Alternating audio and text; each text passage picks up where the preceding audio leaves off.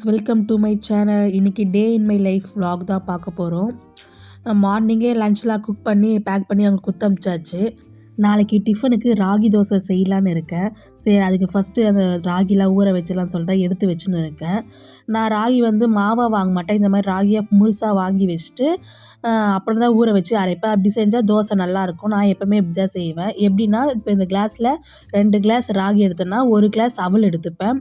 அவல் red colour இருக்குல்ல, அந்த அவல் தான் எடுத்துருக்கேன். நம்ம ஒயிட் கலர் அவலும் சேர்த்துக்கலாம். அதே கிளாஸில் 1/4 கிளாஸ் உளுத்தம்பருப்பு, தோல் உள்ள உளுத்தம்பருப்பு தான் எடுத்துருக்கேன் நான். இப்போ அதுலேயே வெந்தயமும் சேர்த்துக்கிறேன். வெந்தயம் கொஞ்சமாக ஒரு கைப்பிடி கலந்தால் போதும். அதை வெந்தயம் சேர்த்து அது கூடயே சேர்த்து ஊற வச்சுருக்கேன். அப்புறம் 1/2 கிளாஸ் பச்சரிசி, அந்த அவல் போட்டோம்ல அதுலேயே பச்சரிசி போட்டு ஃபஸ்ட்டு அந்த ராகி அவல்லாம் வாஷ் பண்ணிவிட்டு ஊற வச்சிடணும்.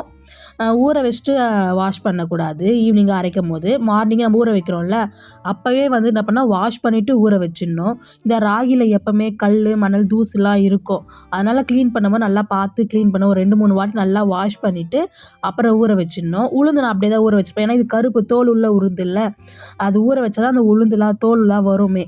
அதனால் அதை நான் அப்படியே ஊற வச்சுட்டு ஈவினிங் போல் அந்த தோல்லாம் எடுத்து க்ளீன் பண்ணிவிடுவேன்.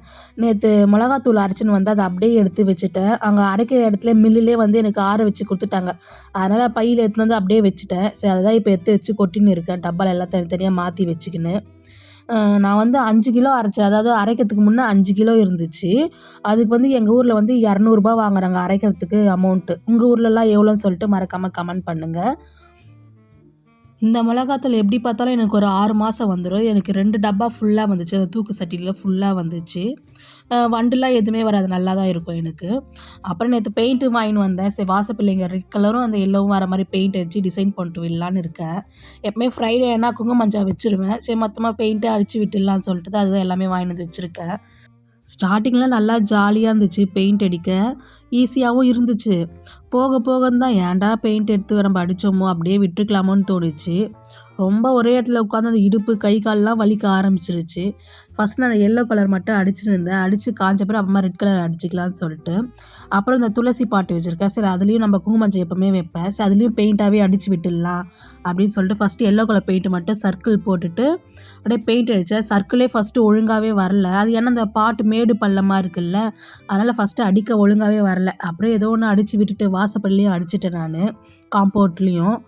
இது அடிக்கும் போதே எனக்கு அந்த எல்லோ கலர் முன்னே அடித்ததும் காஞ்சிச்சு. அதுலேயே அப்படியே ரெட் கலரும் அடிச்சுட்டு அதான் பொட்டு மாதிரி வச்சு விட்டுட்டேன். சரி, ரெட் கலர் கொஞ்சம் நிறைய பெயிண்ட்டு மீந்த மாதிரி இருந்துச்சு. அதனால் இந்த வாசப்பள்ளியும் ஃபுல்லாக ரெட் கலர் வச்சுட்டு அதுலேயே எதனா டிசைன் போடலான்னு யோசிச்சுன்னு இருந்தேன். நானும் டிசைன் எப்படியோ ஆன்லைனில் தேடி பார்த்தேன். எனக்கு கிடைக்கல எப்படி போடலான்னு சொல்லிட்டு. எல்லா டிசைனும் அதில் இருக்கிறதுலாம் நல்லா இருக்குது, அந்த அளவுக்குலாம் எனக்கு போட வராது. சிம்பிளாக பார்த்தேன், எதுவும் கிடைக்கல. அப்புறம் நானே ரொம்ப நேரம் யோசித்து மூளையை கசக்கி சரி எல்லோ கலரில் அது மேலே ஃப்ளவர் மாதிரி போடலான்னு சொல்லிட்டு ஒரு ஐடியா கொண்டு வந்தேன்.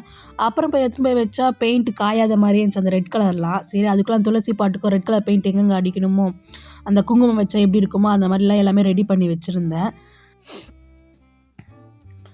அப்புறம் நான் ஒரு டிசைன் நினச்சி வரைஞ்சேன், அது ஒரு டிசைனில் வருது. அந்த ப்ரெஷ்ஷை பிடிச்சி எனக்கு பெயிண்ட் பண்ண வரல. கோலம்லாம் ஓரளவுக்கு போடுவேன், சாக் பீஸில் நல்லா வரும். ஆனால் ப்ரெஷ்ஷை வச்சு எனக்கு போட வரலை. நான் மெலிசாக போடலான்னு பார்த்தா அது ரொம்ப பட்டை பட்டையாக வந்துருச்சு. சரி, ஏதோ என்னால் முடிஞ்ச அளவுக்கு நான் போட்டு விட்டுட்டேன். ஏன்டா போட்டோன்னு ஆயிடுச்சு எனக்கு. ஆனால் ஓரளவுக்கு பார்க்குற மாதிரி தான் இந்த அளவுக்கு தான் இருந்துச்சு. இதை போட்டு முடிக்கவே எனக்கு 3 ஹவர்ஸ் மேலே ஆயிடுச்சு. செம்ம இடுப்பலி, போய் அப்படியே படுத்துட்டேன். அப்புறம் ஈவினிங் 4 o'clock போல் தான் என்ன பண்ணேன், எழுந்து காலைல ராகியில் ஊற வச்சல அதெல்லாம் ஃபஸ்ட்டு உளுந்தை மட்டும் எடுத்து வாஷ் பண்ணேன். நம்ம கையில் ஃபஸ்ட்டு எடுத்தாலே அந்த கருப்பு கலர் தோல்லாம் வந்துடுமே.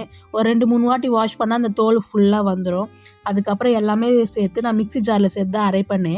மிக்சியில் போட்டு அரைச்சி உப்பு லைட்டாக ஒரே ஒரு கிளாஸ் தண்ணி மட்டும் ஊற்றி கரைச்சி வச்சுட்டேன். நம்ம வெளியவே வச்சலாம், ஃப்ரிட்ஜில் வைக்கணும்னு கூட அவசியம் கிடையாது. வெளியவே வச்சுட்டா நாளைக்கு காலையில் எடுத்து நம்ம தோசை ஊற்றிக்கலாம்.